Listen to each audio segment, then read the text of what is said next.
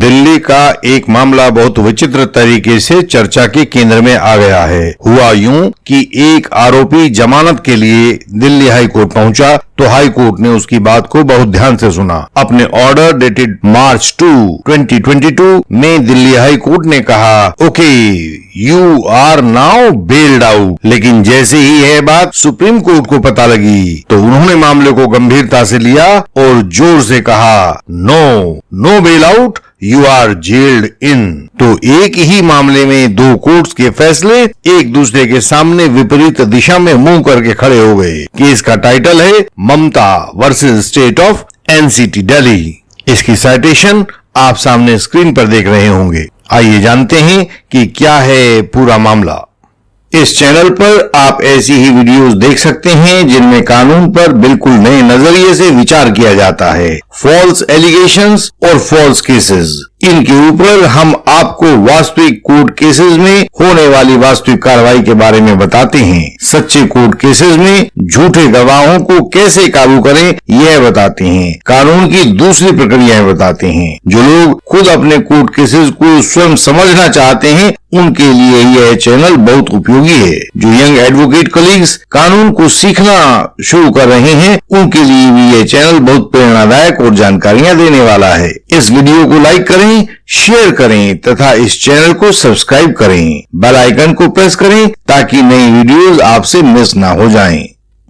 आरोपी के खिलाफ पीएस गांधीनगर ईस्ट दिल्ली में alleged offences punishable under section 363, 364 A, 302 और 201 read with section 34 of the Indian Penal Code, इन सेक्शंस में एक एफआईआर दर्ज की गई। दूसरे दिन आरोपी को गिरफ्तार कर लिया गया। पुलिस ने जांच पूरी की और जांच पूरी करने के बाद आरोपी के खिलाफ सेक्शन 173 सीआरपीसी में चार्जशीट फाइल कर दी। आरोपी को अंडर सेक्शन 207 सीआरपीसी सभी कॉपीज उपलब्ध करवा दी गई और एक डेट लगा दी गई कि जो भी डॉक्यूमेंट्स की कमी बेशी हो उसको बताया जाए। आरोपी के एडवोकेट साहब ने जिन जिन डॉक्यूमेंट्स की कमी पाई उन्हें पूरा करवा लिया गया। उसके बाद मामला सेशंस कोर्ट में कमिट कर दिया गया ताकि उसका ट्रायल किया जा सके। आप सभी विद्वान व्यूअर्स जानते ही होंगे कि हर एक केस की चार्जशीट हमेशा मजिस्ट्रेट साहब के सामने ही फाइल की जाती है। हर एक चार्जशीट में सेक्शन 207 सीआरपीसी के तहत पूरे डॉक्यूमेंट्स आरोपी को देना होता है और यह उनकी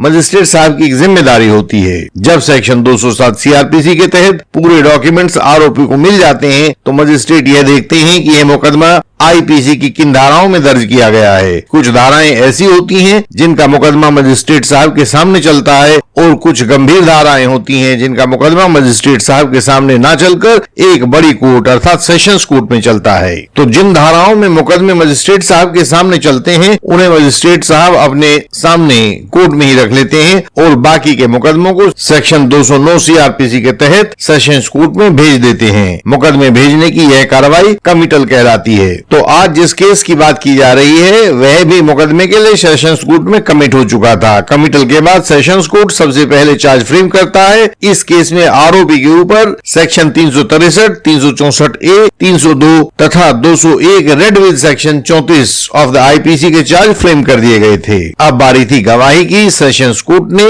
गवाहों को बुलाना शुरू कर दिया और उनके बयान रिकॉर्ड करने शुरू कर दिए थे। कुल मिलाकर अब तक 11 गवाह प्रोसिक्यूशन की ओर से आ चुके थे, उनके बयान दर्ज हो गए थे। लेकिन इस केस में वही मुश्किल पेश आ रही थी जो लगभग सभी 98% क्रिमिनल केसेस में आती है। उन क्रिमिनल केसेस में बेहतरीन क्रॉस एग्जामिनेशन नहीं हो पाता है। गलती चाहे किसी की भी हो लेकिन भुगतनी पड़ती है आरोपी को। नुकसान आरोपी का हो जाता है। इस केस में भी डिफेंस काउंसिल अपने क्रॉस एग्जामिनेशन के द्वारा उन गवाहों को तोड़ नहीं पाए थे जिन्होंने आरोप के समर्थन में गवाही दी थी। कोर्ट कचहरी के मामलों में ऐसा भी कानून नहीं है कि यदि एक बार में गवाह को नहीं तोड़ पाए तो कोई बात नहीं, नेक्स्ट राउंड में अच्छा एडवोकेट ले आएंगे और तब उस गवाह को तोड़ लेंगे। क्रिमिनल कोर्ट केसेस में आरोपी को जो भी कुछ करना हो उसका बस केवल एक मौका मिलता है, दोबारा नहीं मिलता है। आखिरकार हुआ यह कि गवाह को क्रॉस एग्जामिनेशन के द्वारा तोड़ा नहीं जा सका, लेकिन डिफेंस काउंसिल को ऐसा लगा कि पता नहीं बाद में फिर कभी मौका मिले या ना मिले, अपने आरोपी को कुछ दिन के लिए बाहर की हवा खिलवा देते हैं। सो उन्होंने आरोपी से बात की और बेल एप्लीकेशन प्रोसिक्यूशन को लगा दिया। आरोप यह था कि कक्षा 8 के 13 वर्षीय एक छात्र को 1 करोड़ रुपए की फिरौती पाने के लिए अगवा कर लिया गया था। बाद में उस छात्र की लाश एक नाले से बरामद की गई थी। आरोपी को इस मामले में नवंबर 2014 में गिरफ्तार कर लिया गया था और उसे केवल कुछ समय के लिए अंतरिम जमानत मिल पाई थी, वरना उसने 6 वर्ष जेल के अंदर ही बिता दिए थे। हाई कोर्ट ने इन सभी आधारों पर गंभीरता से विचार किया और आरोपी को जमानत दे दी, लेकिन दूसरे पक्ष को यह गवारा नहीं हुआ। उन्होंने हाई कोर्ट के बेल ऑर्डर को सुप्रीम कोर्ट में चुनौती दी। उन्होंने सुप्रीम कोर्ट के सामने 4 पॉइंट्स रखे। पहला पॉइंट, हाई कोर्ट ने बेल देते समय एक वायदा माफ गवाह की गवाही पर ध्यान दिया, जो कि बहुत गैर जरूरी था। दूसरी बात, अभी 2 महत्वपूर्ण गवाहों के बयान होने बाकी थे। तीसरी बात, इस बेल ऑर्डर में इन्वेस्टिगेशन तथा क्रिमिनल ट्रायल में साबित हो चुकी बातों की अनदेखी कर दी गई थी। चौथी बात जो उन्होंने कही, हाई कोर्ट ने बेल देते समय उपलब्ध एविडेंस को गलत तरीके से पढ़ा है और उसे कम महत्वपूर्ण करके आंका है। आरोपी की ओर से जो वकील साहब सुप्रीम कोर्ट में पेश हुए थे, उन्होंने भी अपने तर्क रखे। पहला तर्क रखा, आरोपी को जेल में 6 साल का समय हो चुका था। दूसरा तर्क उन्होंने रखा, प्रोसिक्यूशन के कुल 55 गवाहों में से केवल 11 के बयान अभी तक हो पाए हैं और यह ट्रायल लंबा चलने की उम्मीद है। ऐसे में आरोपी को अंतरिम रूप से जब तक कि दूसरे गवाहों की गवाही हो, इसको बेल दे दी जानी चाहिए। तीसरा पॉइंट आरोपी के वकील साहब ने रखा कि एक सह आरोपी ने अपना वॉइस सैंपल नहीं दिया था, जबकि हमारे आरोपी ने अपना वॉइस सैंपल बिना ही चक्के दे दिया था। तो ऐसे में यह माना जाना चाहिए कि जो आरोपी है हमारे वाला, यह दोषी नहीं है। यह इन्वेस्टिगेशन में और ट्रायल में लगातार मदद कर रहा है। चौथा पॉइंट जो डिफेंस काउंसिल ने रखा था वह था कि सीडीआर में भी आरोपी की स्थिति क्राइम स्पॉट की नहीं दिखाई देती है। पांचवा पॉइंट उन्होंने रखा कि अब आरोपी के कस्टडी में रखे जाने पर भी कुछ हासिल नहीं होने वाला है। जो भी सबूत इकट्ठे किए जाने थे वे इन्वेस्टिगेशन में किए जाने थे, अब तो उन्हें सिर्फ ट्रायल कोर्ट के सामने दोहराया भर जाना है। इस केस में सरकार की ओर से भी एडिशनल सॉलिसिटर जनरल पेश हो रहे थे,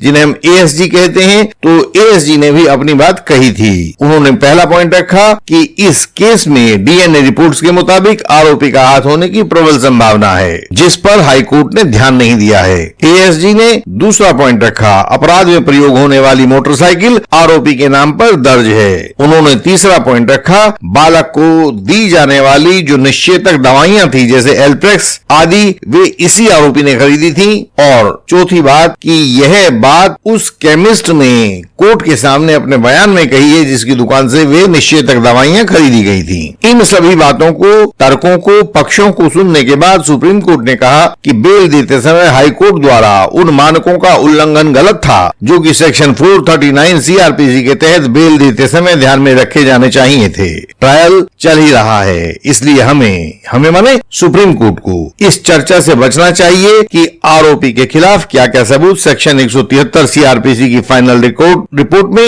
रिकॉर्ड पर आ चुके हैं और क्या क्या सबूत क्रिमिनल ट्रायल के दौरान कोर्ट के रिकॉर्ड पर साबित हो चुके हैं। हालांकि एक महत्वपूर्ण परिस्थिति जिसे हाई कोर्ट ने अनदेखा कर दिया था और जिसे बिल्कुल भी अनदेखा नहीं किया जाना चाहिए था, वह थी कि सबसे महत्वपूर्ण गवाहों को अभी कोर्ट में आना बाकी है, उनके बयान दर्ज होना बाकी है। शिकायतकर्ताओं तथा प्रोसिक्यूशन की इस आशंका से बिल्कुल भी मुंह नहीं मोड़ा जा सकता है कि उन गवाहों को बरगलाया जा सकता है जिससे क्रिमिनल ट्रायल का भविष्य बदल सकता है। अतः हम यानी कि सुप्रीम कोर्ट, अतः हम आरोपी के द्वारा किया गया आरोपित कृत्य और वे महत्वपूर्ण गवाह जिन्हें भी कोर्ट में बयान देने के लिए आना है और बयान देना है, उनको ध्यान में रखते हुए हाई कोर्ट के आदेश को निरस्त करते हैं। आरोपी को दी गई जमानत गलत है तथा गलत आधारों पर दी गई है।